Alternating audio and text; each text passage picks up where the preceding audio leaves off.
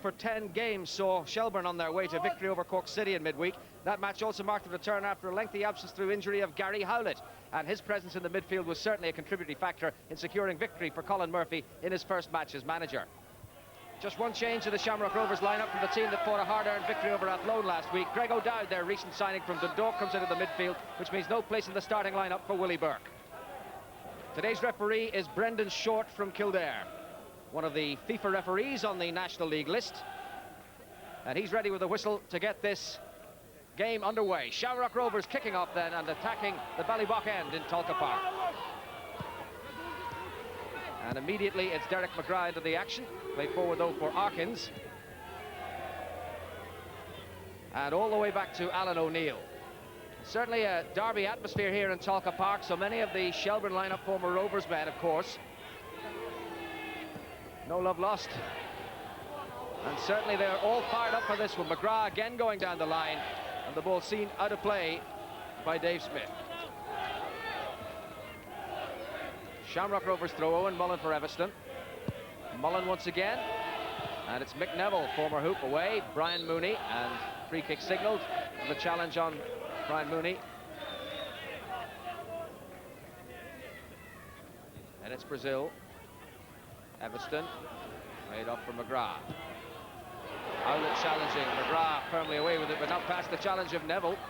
Now it's Costello seeking Gagan. Beaten to it by Curtis. In comes Mooney.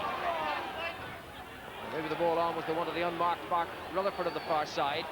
Instead it's Brennan for Rovers. Smith into intercept, but now it's Everston. And Mullen. Came Neville again.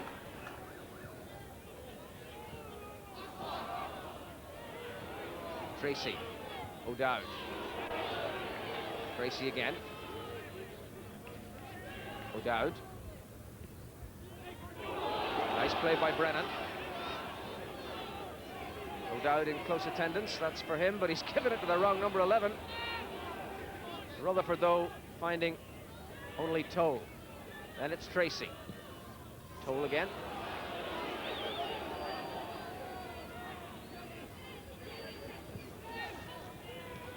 Reception once more by Toll. O'Dowd, Toll, and McGrath. For Mullen. Seeking a different angle of approach. Shelbourne's massed ranks, forcing to play across the front. Then when they try to play through, they're still unable to find a passageway to threaten Alan Goff's goal. Costello, Gagan, Arkins, and Rutherford. And he's stopped by Tracy. Throw to Shelbourne. Well, Tolka Park may be moving towards an all-cedar state, but the Shamrock Rovers fans clearly prefer to stand.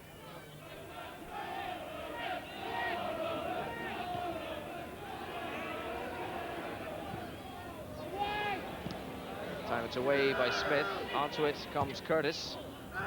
Giving it straight to Howlett. And now Arkins, laid back for Rutherford. Arkins with the run. He certainly seemed the most industrious of Shelbourne's forwards, but it's getting precious little in reward.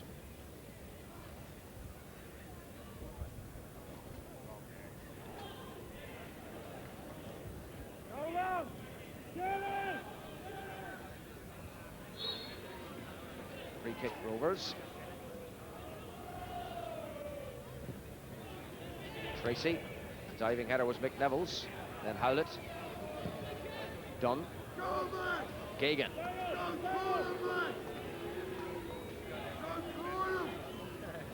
Sliding one through for Arkins. Howlett. Mooney's free on the right. That's for him. Costello available further right, but he's gone for the ball to Arkins. Now Rutherford. Gagan's in there. And here's Arkins. And that's a goal!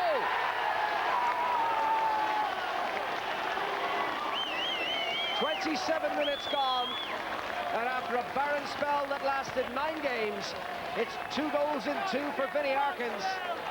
And the man who scored the winner against Cork City on Wednesday night profits from his initial miskick, which created the situation for him. Down he went. Rutherford took command. Arkins swiftly to his feet, and available when it rebounded from here to plant it wide of O'Neill and put Shelbourne in front. Crisp finish, Shelbourne 1, Shamrock Rovers 0.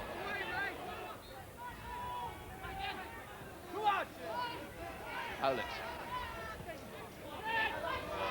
Now Costello. That was Tracy, and then it's off Whelan, and O'Neill with the fists.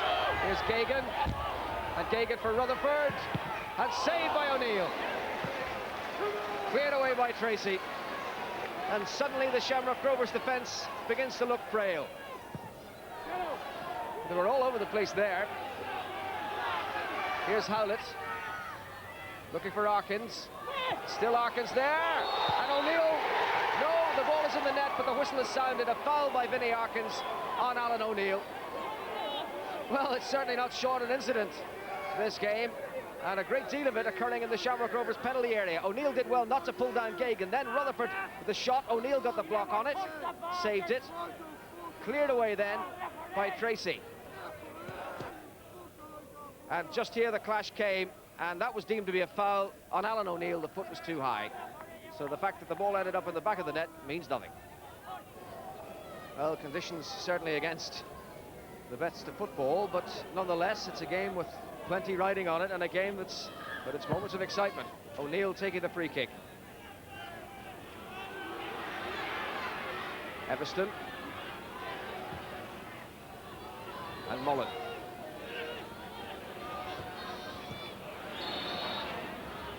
Well, the pictures may look pretty with those diamond effects on them, but pity the poor camera folk on top of the hoists above the stand at Tolka Park in the worst of this weather.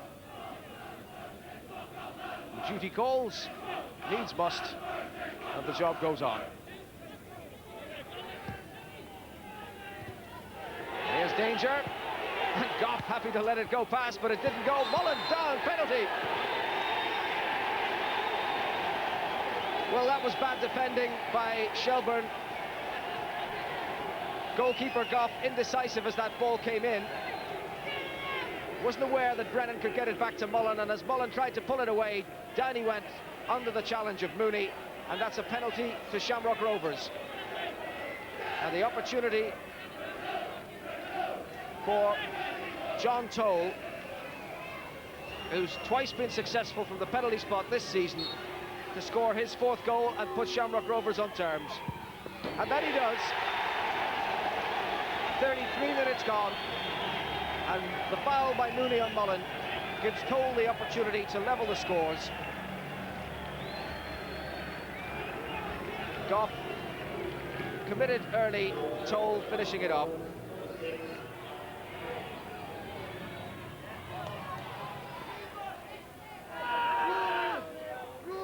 Back to O'Neill by Curtis. Brazil. Miss kick. Throw to Shelbourne. We're now well into added time at the end of the first half.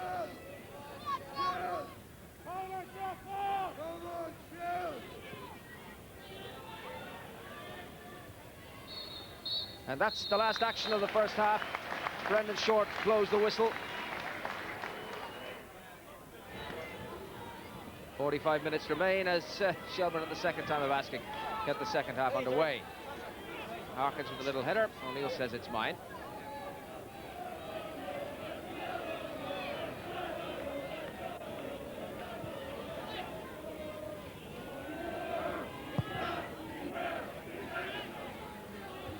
One by Costello. Forward by Toll. One by Duffy. In went O'Dowd. It's Everston now against Dunn.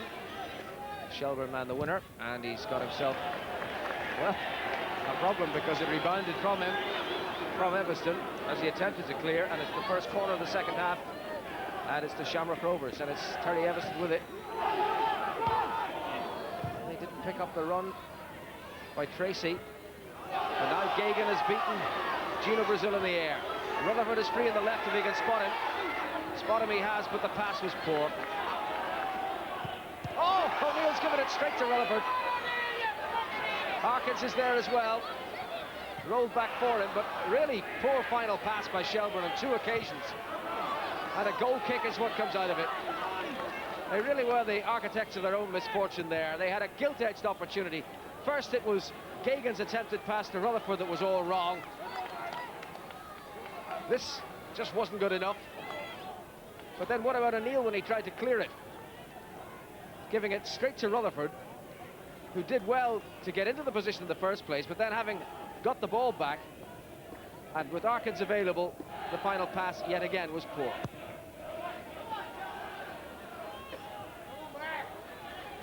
Some sharpening up needed in the front department. Here's Thomas Dunn with the shots. Attempting to show the front men how. Still the rain cascading down on Tulka Park.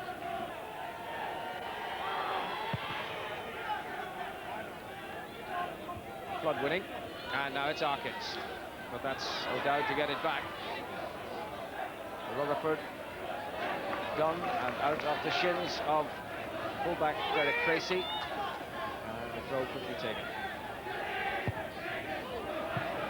O'Dowd, Everston, O'Dowd, cut out by Duffy, Costello, away forward by Neville, Arkins after it. The ball winning the race to the touchline.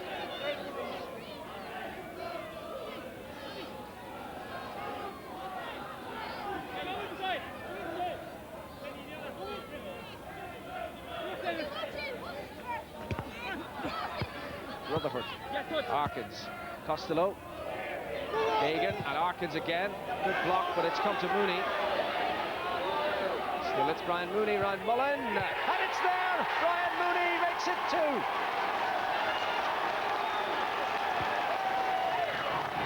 Really all his own work on the midway points in the second half from the tightest of angles. Good block on the shot by Arkins, but Mooney took the responsibility on himself and it rebounded his way. Swept past Owen Mullen, didn't have much to aim at, but across the bows of O'Neill and into the corner. Colin Murphy issuing the instructions. McGrath.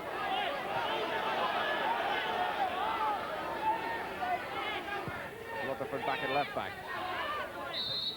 And Arkins, well, he was penalised, I have to say. I think Paul Whelan sold him that one. The Rovers have got their free kick. Shelbourne defending. Brian Mooney now. He's had a good game too. Geoghegan, Mooney. Off goes Arkins.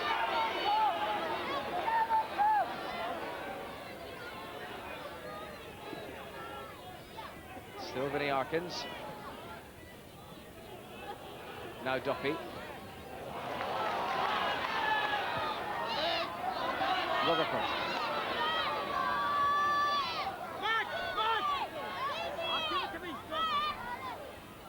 And the ball hasn't got out. Rutherford with a cross. Here's Geoghegan.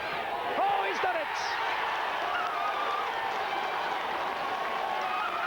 And that long, barren spell is ended against the club he scored all those goals for last season.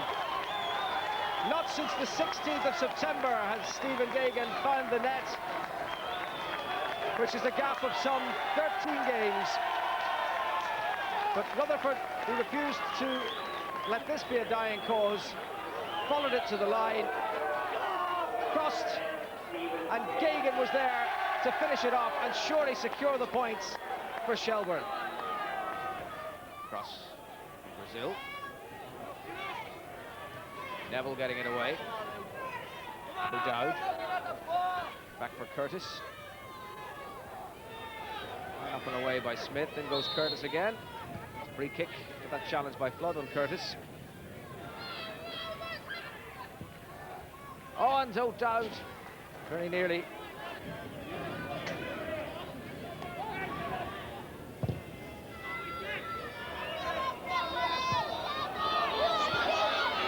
Geoghegan. Rutherford. Challenge by Tracy was proved to be the last action of the game. And the Shelbourne revival continues.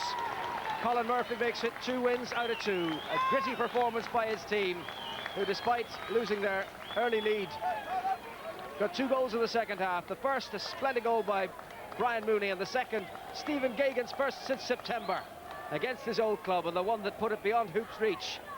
Well, Colin, that was a nice way to start your home management career. Yes, I mean, they did well in Cork, and now they've played here against arguably what I would say is maybe one of the most difficult teams to play against in the league, because they've got that difficult system of 3 football players between the fullbacks, the spare player at the back, and it's hard to break the thing down.